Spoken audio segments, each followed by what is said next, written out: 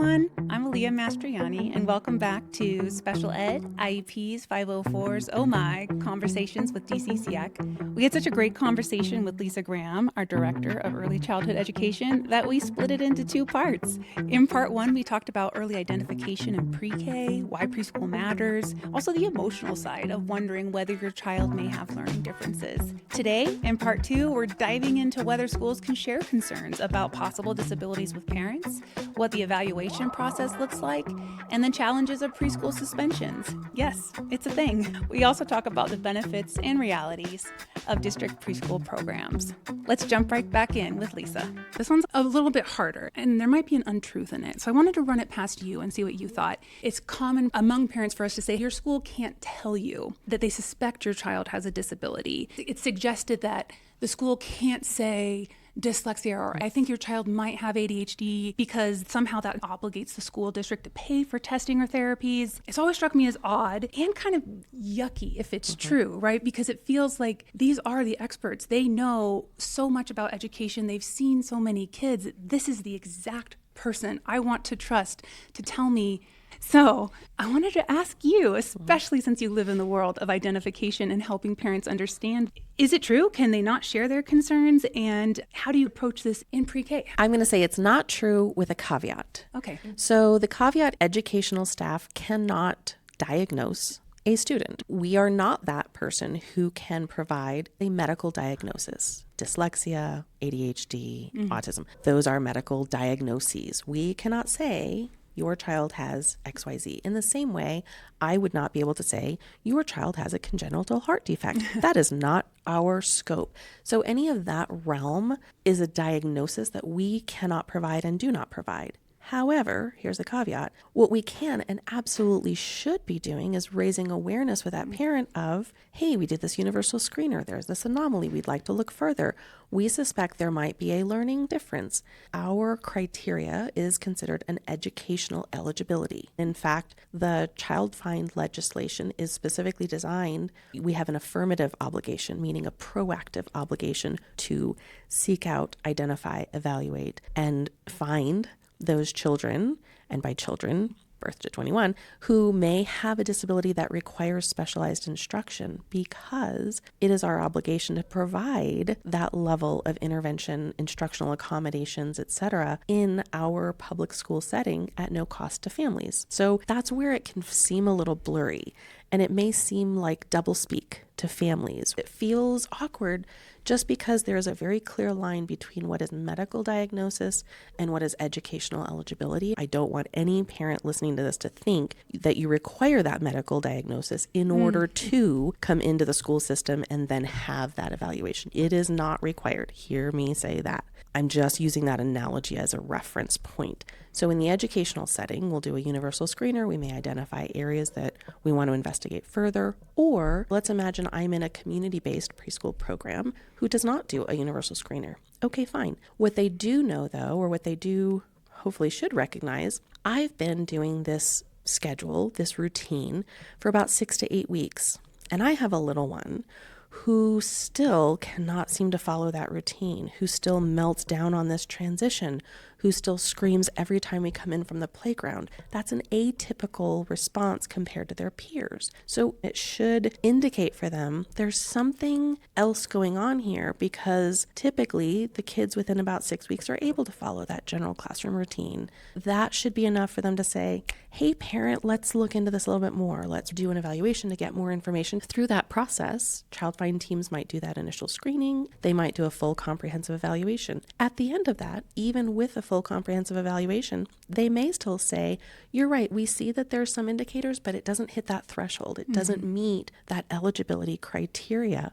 Therefore, they're not, in the educational realm, identified as a student with a disability that requires specialized services. But here's your information about these things. From that, often, parents may wish to pursue additional medical evaluation in order to access private therapies on their own. It's just not something that in the educational realm, because it doesn't meet that criteria. But I would encourage any parent, and they have a child, I'm going to say in any setting, whether it's in a district setting at any grade level or a community-based program that they're in, and they're hearing from any staff member that they need a medical diagnosis before they can do any kind of an educational evaluation, to let us know so that we can correct that misunderstanding that they may have, to check that. Because again, a general education teacher does not typically study special education law as part of their teacher preparation program.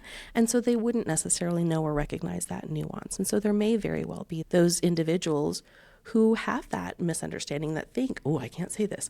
What I can say to you is, you might want to look into this, but I can't tell you that you might want to look at those kinds of things. That does feel a little squirrely, because it is a little squirrely, but that teacher just may not know that information isn't accurate. And for the sake of clarity, no one on staff is intentionally trying to diagnose or try to reach this imaginary number of labeling children. Well, it's not like we win an award for the most kids that we have in our classrooms that have. We're talking about misinformation and how rumors go out there. Or even on the reverse side, where I've heard they don't want to bring a child on or evaluate them because it costs money. Too. I'll repeat one more time because I think it was an important one. If you feel like your child might have a disability that is interfering with their ability to learn at school, you don't need to go get that official evaluation from your doctor. Go to your school first. Start there, and you can say, hey, I'm starting to worry and wonder about this. They're like, awesome. Let's look at the behaviors and see if what's happening is preventing your child from learning. And if so,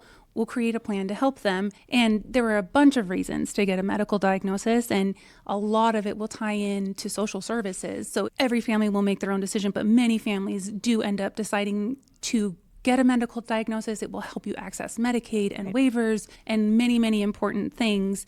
And you can bring that diagnosis and testing back to your school that can help inform your student's file, their understanding of your kiddo, but it is not a requirement to start special education services. Especially if you find yourself on one of those never-ending wait lists, your staff will be able to help. Let's also be clear. Let's say a parent did go and get a medical diagnosis of autism. You bring that in and request an evaluation. That medical diagnosis does not automatically transfer into that very high bar of educational eligibility criteria. So just having a medical diagnosis does not automatically mean I meet eligibility for special education. But it is very confusing because we're sort of talking about the same things. Autism spectrum disorder is a diagnosis.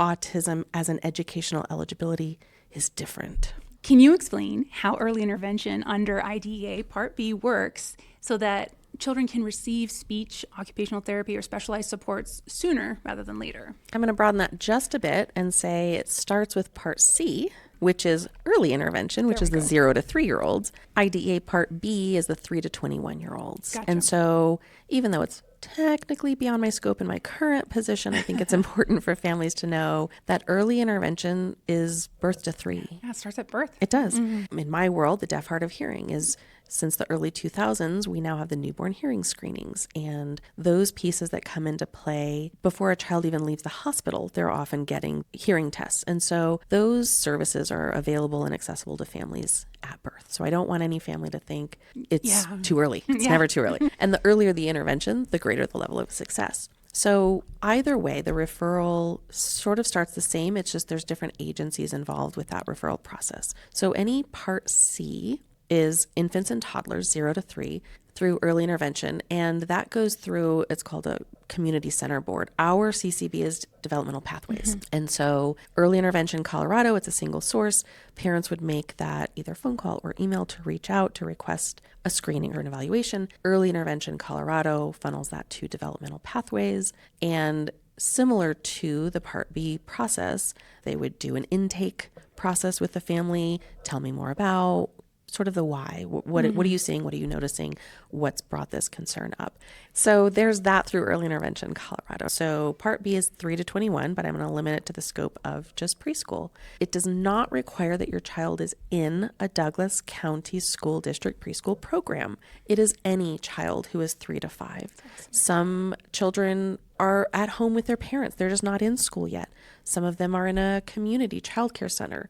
Some of them are in, it's called a family friend. They're licensed as a family friend neighbor facility. They might be in a private school, a faith-based school, a charter school.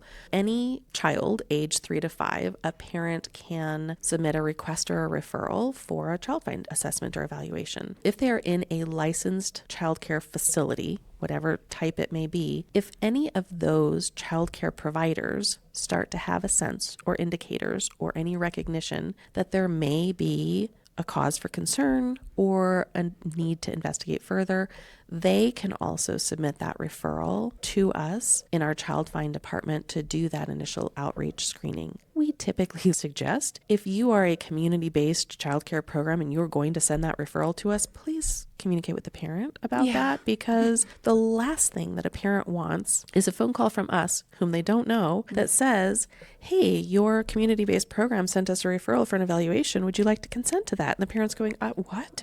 Who are you and what is happening? And you want me to sign what? To do what? And it breaks that trust. And that's not what we want. That's not what they want.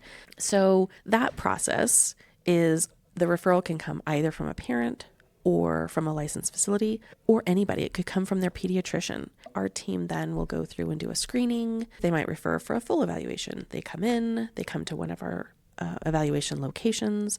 The parent is there with them in the room. I don't want you to think we're going to go take your baby behind closed doors and we'll bring them back in an hour. That is not what happens. We have other staff members who are engaging with their child in play-based activities. We have tiny little climb up these stairs and slide down this slide or play with these dolls, or they engage them in a variety of different activities to see and probe a little bit into fine motor, gross motor, communication, cognitive development, all of those areas to get that comprehensive body of evidence, that picture of their child. And then from there, they will hold a meeting with the parent, and it's the eligibility meeting. It is the whether yay or nay, right? That fork in the road is either yes, they met the educational criteria, or no, they did not meet the educational criteria, and here's your information. Parents, again, at that meeting, involved in that process. At that point, then, the parent has another choice. Do I want to continue to the next step, which is developing an IEP on behalf of serving my child in your DCSD early childhood program, or do I not? And some families opt out at that point, perfectly fine and acceptable. That parent may say, I'm going to take this information. They are in a community-based program. They've got a great relationship with that teacher. They've made friends. My neighbor can take them to school. It's all good. There's nothing that says you must come to our preschool unless you want to access the services for free by us. That's the benefit of that, is any of the services that we are recommending on behalf of providing these interventions or accommodations are free to families in our settings. To clarify, if you're going to have an IEP and continue to receive services like speech and OT and whatnot, that has to happen at a DCSD preschool. Because it has to be implemented by DCSD, it can't be implemented in your faith-based school or your, well, charter schools do this as well. Not a preschool. Thank you. Not at preschools. Once they're going to go into that 3-year-old age, where the state then provides those services is in the preschool setting. And that is a big transition depending on your family setup and work life. Families may continue to choose and say, thank you so much for that IEP. I still want to keep my child in my current setting, wherever it is, if it's in a charter, if it's in a community-based program.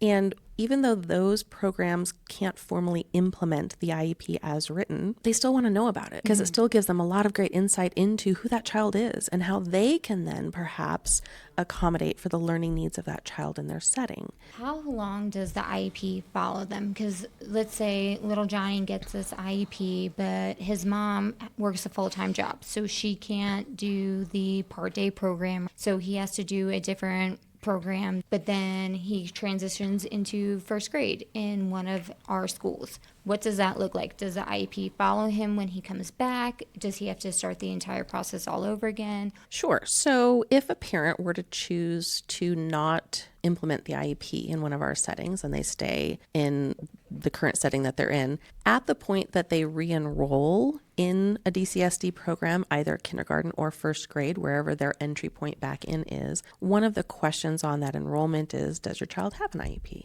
That the family could mark yes, that they did have one. What that school then will do is they will still have to reassess that student to reestablish that eligibility. And so they'll do that evaluation again. If they are eligible, then that team will create a new IEP with the family and that current team and those current providers. And so then that would then be the IEP that gets implemented. They won't automatically implement the preschool IEP because if it's been a year or two, it's no longer valid at that point. But they don't have to worry, oh, it's not in my back pocket, I don't have to come first day of school. And part of that is the family, again, has to indicate that that child has an IEP. Some families, they don't want their child to be labeled in any particular way. They want them to have a fresh start in kindergarten, and we did all this stuff, and so no, they don't. Okay. Then that school, having no knowledge of that, would just respond to that student as they would any other student coming into their setting. If they do a universal screener and if they see flags, they're going to do the same process again from the very beginning with that parent. So I'm going to ask a question that seems like it might be not related, but it 100% is related. Suspension and preschool. It's not something that I think most people think go together. Shockingly, it does. It does. The data is insane about the number of preschool age children who are getting suspended. Please give me some context. Why is this happening? What does this mean? And how do you guys address that here in DCSD? So you're right. The statistics are shocking that preschool age children are suspended up to 3 times more than students kindergarten through 12th grade. And if you imagine the kindergarten through 12th grade realm as to how many students are in that environment, to think that a 3-year-old, a 4-year-old is being suspended, or in some of our community-based programs, expelled, kicked out, we can no longer serve. It's astronomical. Part of it is training. Part of it is that knowledge and education. Children demonstrate a multitude of what feels like incredibly challenging behavior, and that is developmentally appropriate for a 2 and 3 and 4-year-old. That is how they are trying to learn the world around them. And they're doing it in ways that as an adult I find not to be appropriate, but for a 2-year-old and a 3-year-old, incredibly appropriate. Yes, you have a big emotion and you are upset and frustrated that somebody just came and took your toy, and you are going to scream and try to reach out and grab that toy back, or you're going to throw a block at them because you're mad that they took your toy. That is all very developmentally appropriate behaviors for a 2 and 3 and 4-year-old. So some of it is just the recognition of what is developmentally appropriate for this age group. I think of our community-based programs where they have 24 children in a room and 2 adults. If you have 3 or 4 of them who are consistently having these explosive reactions, I can understand why that would be really challenging to manage in that environment. Without having alternative means, we call them alternatives to suspension, without having those in place, or a facility that can provide that support to you, the adult, in what you need to make this work, to make this happen, to make this be successful. And hear me, it doesn't mean putting more adults in the room, because that can often lead to even more chaos. It's recognizing developmentally appropriate responses from children and allowing soft starts or allowing choice in. And I'm going to do a circle time and I'm going to have it be really engaging. But if you choose not to come over right now because you want to stay over in blocks right now, fine. Pick your battles. And you're picking a battle with a 3-year-old. You are not going to win that battle. Short anecdote for me as a parent. I had 3 kids. I knew nothing about school or how to send them to school. I just sent them to a local preschool that was near my house. I literally never even thought of the school district. I was like, oh, you go there when you're in kindergarten. For my first 2 kids, we did private preschool. But with my youngest, who was identified very early, she was much more serious. I was like, okay, what is this child find thing? What is DCSD preschool? And I brought her here to this building, and I had that like buyer's remorse for my other 2 kids. I was like, not about the children, let's be clear. No, I was like, oh my gosh, this is amazing. It was exactly what I was looking for. I wanted something that was education and research-based. I wish I had known. And to circle back to suspensions, and I don't want to come at private preschools because they are a private institution. They can do whatever they want. This is their business model. And if they have one child who's biting or pulling hair or whatever it is and is causing distress to other students, it is absolutely their purview to say, you know what, we can't serve your child. And that can feel awful and yucky. And I wish that they could communicate to those parents, this doesn't mean your child's bad. I wish they could use the term, your child has needs greater than we can serve at this location, and here are some resources that might help. And so if you're in this position, if you're like, why is my kid doing this? We love to say all behavior is a form of communication. They're trying to tell you something. And it might be that, like you said, that you have two people in a room with a bunch of children. They don't have the training and the expertise or necessarily have a mental health provider or a speech path or someone to recognize that. And so your child's behaviors might be misinterpreted or just be seen as this doesn't work with the whole. And then you're kicked out and you feel awful and you go into this shame spiral. It's not productive. A beautiful thing about Douglas County preschools is they take everybody. Every single child is welcome. It is not the last resort. I wish parents knew that this is best resort. That's exactly. I was going to say, like, in my opinion, I'm sure some parents go to amazing preschools that are kicking it, but my experience was I was blown away with what my daughter got at this school. I just want parents to know that there is somewhere to go, and it's not like, oh man, I have to go to this. I'm like, no, you are so lucky. You're getting this gift of this school that has so many resources and so many experts that are going to pour right into your child. Frequently, when we do get referrals from a parent of a student who's been enrolled in a community-based program, it's because they've been kicked out of 2 or 3 other settings. And so it becomes the last-ditch option. What do? I'm at wit's end. I don't know what to do. They're being kicked out. And so we'll do an evaluation. Our staff undergo a significant amount of training, and we have a much lower ratio in our programs. We have a 1-to-8 ratio instead of a 1-to-12, which is the state level ratio. We have an early childhood instructor or teacher, depending on if they are licensed, and a special education assistant in every classroom, full-time, all day, every day. And we also have a cadre of specialists, speech language pathologists, occupational therapists, early childhood special education teachers who come in throughout the week to serve and support those students with IEPs. And each of those specialists cross-train all the other adults in the room about the child's IEP and specialized services, their goals, their accommodations, their instructional interventions. We operate in what we call a transdisciplinary philosophy, which is basically every adult works with every child.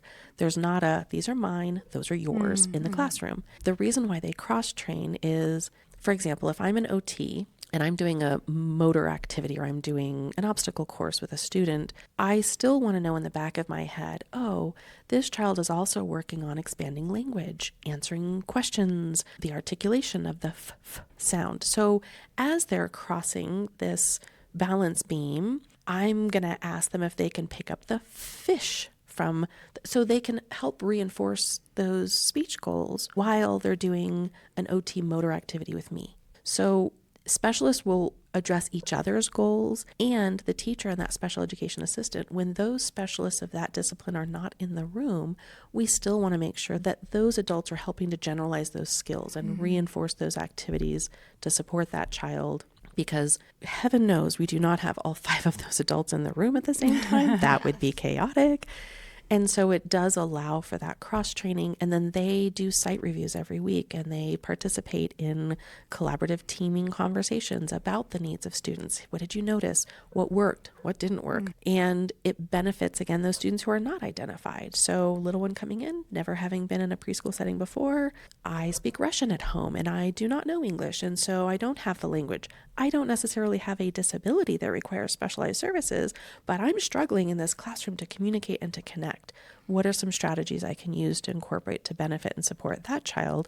They're not on my caseload, but I have that pedagogy and that knowledge and that expertise to help support. And so we have visuals so they can point to a picture, those kinds of things to allow all students to be served, by whatever adult is in the classroom. And here in Douglas County, all the students call any adult in the classroom teacher. So even when I go into a site visit and I'm in the classroom and I'm just sitting on the floor playing with the blocks, I'm just teacher. So every adult is teacher, so that they don't think, oh, I only see Miss Jenny for speech on Tuesdays. Everybody's going to be working on speech with you. Everybody's going to be working on your OT goals with you and addressing those needs with you. So I think that's what sets us apart and helps us to stand out. We also have behavior specialists, we have school psychologists, we have social workers, we have a variety of additional supplemental team members available to bring that expertise and that support and that collaborative brainstorming. So what Lisa's just described is a highly organized, highly educated, highly trained,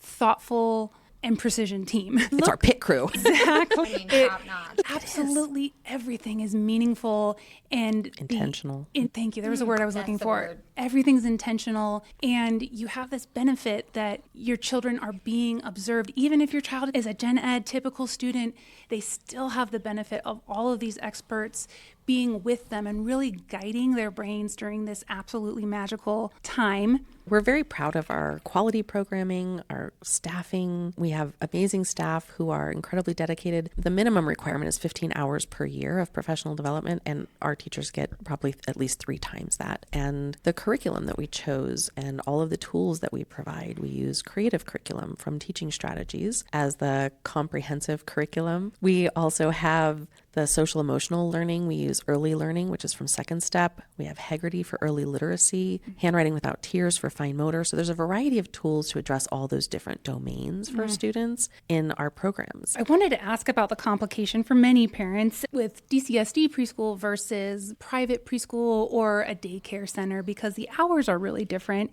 Most families have 2 working parents, and getting to the program when most of them are half day, and even if they're whole day, aren't obviously a work day. We're not sending preschoolers to school for 40 hours a week. What are some of the ways that we work through that? We provide UPK, that Universal Preschool from Colorado, 3-year-olds access a 10-hour program, 4-year-olds access a 15-hour program, and for certain students that meet the UPK eligibility criteria for 30 hours have access to a 30-hour program. But I recognize, right, if you work 40 hours and school is 30 hours, what you gonna do, right? I absolutely recognize that as a hardship for families. And we've had families say, yours is better, but I need the full day 50-hour program just because of my work schedule. And I recognize, and that is a choice that families have to make. Some of our families have access to a variety of creative options. We encourage all of our teachers to share a phone tree with the families of kids that are already enrolled there so that they can start connecting. We have 66 classrooms throughout Douglas County in 41 different buildings. We have one early childhood center,